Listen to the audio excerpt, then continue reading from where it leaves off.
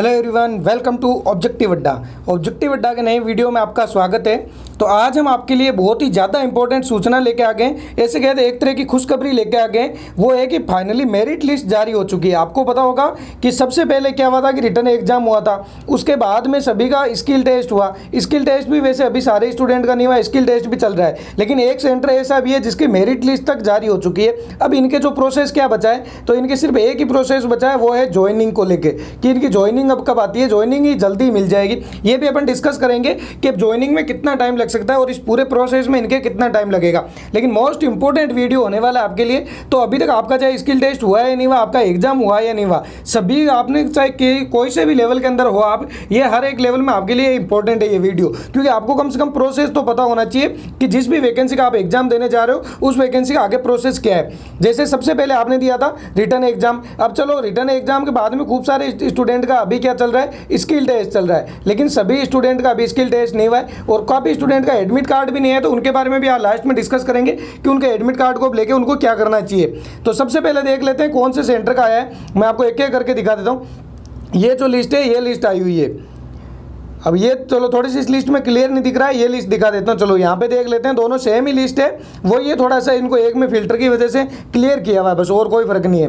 अब यहाँ पे देखो आप कौन से सेंटर का आया रिजल्ट, वो है 32 विंग का रिजल्ट आ चुका है और कौन सी पोस्ट का है, तो फायरमैन के लिए रिजल्ट लग चुका है। अब यहाँ पे एक चीज़ आप नोट करना कि कितने स्टूडेंट को लिया है उन्होंने, वो भी आपको पता चल जाएगा। जैसे यहाँ पे जो सबसे पहले है वो है फायरमैन का रिजल्ट लग चुका है 32 विंग के अंदर। कौन सी कैटेगरी, SC कैटेगरी के अंदर है। यहाँ पे पोस्ट, नंबर ऑफ पोस्ट कितनी थी, एक पोस्ट थी, ये भी आपको पता होना चाहिए। अब चलो सबसे पहले है कि एक पोस्ट के लिए कितने स्टूडेंट को इन्होंने लिया है। तो जो मेन है यहाँ पे जब आप रिजल्ट देख रहे हो, चलो मैं और जूम कर देता हूँ, थोड़ा सा होता है तो आपके लिए। हाँ, यहाँ पे आप देखो, यहाँ पे इन्होंने क्या लिखा है कि जो मेहता धवल है ये फायरमैन के लिए इनको क्वालिफाई किया गया है। कौन सी कैटेगरी, SC कैटेगरी के अंदर। और रिमार्क के अंदर क्या लिखा है इन्होंने कि ये मेन है। और अब इसके अलावा दो है वो स्टैंड बाई, यानी कि जैसे जिसको आप कहते हो वेटिंग लिस्ट, यानी कि दो जनों को वेटिंग लिस्ट के अंदर रखा गया है। उन दोनों की अगर आप बात करो तो इनको वेटिंग लिस्ट अब कैसे क्लियर होगी इनकी। अब जैसे मान लो कि ये जिनका सिलेक्शन हो चुका है फायरमैन की मेन लिस्ट के अंदर, लेकिन इनका और भी किसी कैटेगरी के अंदर सिलेक्शन हो जाता है या फिर ये ज्वाइन भी नहीं करना चाहते, तो जो अगली जो नंबर आएगा वो फिर इनका आएगा, फिर इनके बाद में इनका आएगा। और आज एक स्टूडेंट का डाउट था कि सर अगर हमारे नंबर सेम हो जाए सब जगह तो फिर क्या होगा। तब आपके क्या होगा, जो आपकी डेट ऑफ बर्थ होगी, जो यहाँ पे जो आपकी डेट ऑफ बर्थ होती है उसी के बेस पे आपका फाइनल सिलेक्शन होता है। अब चलो देख लेते हैं कौन कौन सी पोस्ट के लिए इनका यहाँ पे रिजल्ट आया, जो फाइनल रिजल्ट आया।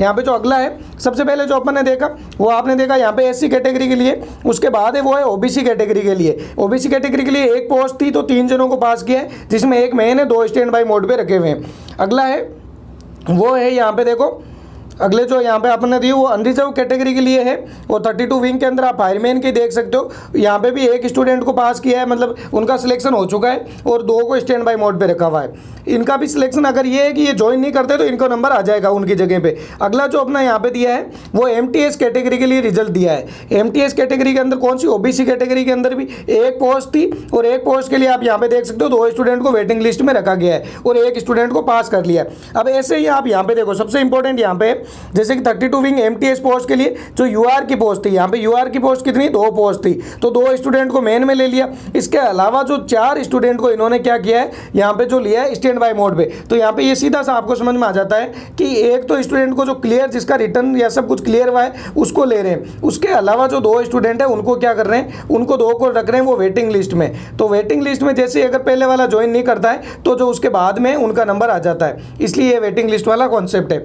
अब चलो देख लेते हैं आगे, जो अगला जो रिजल्ट आया वो यहाँ पे किसका आया है, MTS का ही, जो अभी अपन ने देखा था। देख चलो यहाँ पे जो कौन सी कैटेगरी के लिए देखा था, यहाँ पे UR के लिए MTS 32 विंग और यहाँ पे भी जो लगा हुआ है वो यहाँ पे जो 32 विंग का था। यहाँ पे अब जो अगला है वो कौन सा रिजल्ट है, वो है 769 ASU का, यहाँ पे रिजल्ट आ चुका है। तो यहाँ पे क्या हो गया, इनका भी कितने, एक पोस्ट थी, एक स्टूडेंट को 2 वेटिंग लिस्ट के अंदर, और ये MTS के अंदर जो EWS कैटेगरी के जो स्टूडेंट है उनमें भी 1 को पास किया और 2 को वेटिंग लिस्ट के अंदर ही रखा है। तो आप यहाँ पे देख सकते हो ऐसे ही सभी का रिजल्ट जारी कर दिया गया है। अब एक ही सबसे इंपॉर्टेंट है कि एक तो जो, चलो वो देख लेते हैं कि जिनका अभी तक स्किल टेस्ट हो चुका है उनकी फाइनल मेरिट लिस्ट कब तक आ सकती है। तो आप ये मान के चलो कि आज आपका, अपन ये मान लेते हैं कि आपका 1 तारीख का है वो स्किल टेस्ट हुआ है, तो आप ये मान के चलो कि अगले महीने की 20 से लेकर 25 तारीख तक, मैक्सिमम से मैक्सिमम अगर जाए तो 30 तारीख तक, यानी कि आपको 30 दिन के अंदर अंदर आपका सभी वैसे सारे के सारे सेंटर पे यही बोल रहे हैं कि आपका 15 से लेके 20 दिन के अंदर अंदर आपका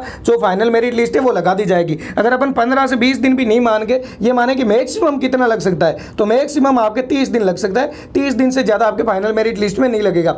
अब एक अगर फाइनल मेरिट लिस्ट में आ गई तो इनकी ज्वाइनिंग कब आएगी? ज्वाइनिंग भी आप ये मान के चलो कि 30 to 45 डेज यानी कि 30 से 45 दिन के अंदर अंदर इनको ज्वाइनिंग लेटर मिल जाएगा और ये जॉब ज्वाइन कर सकते हैं। तो ये बहुत ही खुशी की बात है कि देखो ज्वाइनिंग का प्रोसेस चालू हो जाएगा अभी तो कुछ दिनों में। और आधे स्टूडेंट ऐसे भी है जिनका अभी तक एडमिट कार्ड नहीं है, तो आपको भी टेंशन लेने की जरूरत नहीं है, आपका भी एडमिट कार्ड आ जाएगा। अभी ऐसा प्रोसेस नहीं, अभी एक स्टूडेंट का आज ही एडमिट कार्ड उन्होंने भेजा था। उनका जो एग्जाम था वो कब था? आपको सितंबर 7 को, 7 सितंबर को उनका एग्जाम था। इसका मतलब है कि सितंबर यानी कि मिड सितंबर तक भी आपके एग्जाम चलने वाले हैं। तो आपको अभी कोई परेशान नहीं होना है कि सर मेरा रिजल्ट नहीं आया मैं क्या करूं।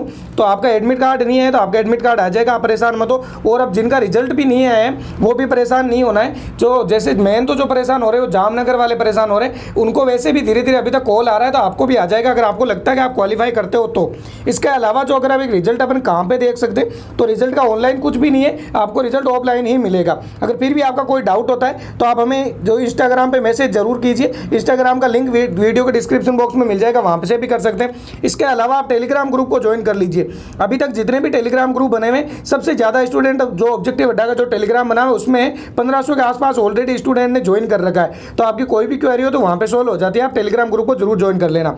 अब दोस्तों मिलते हैं नेक्स्ट वीडियो में और एक अच्छी इंफॉर्मेशन के साथ में।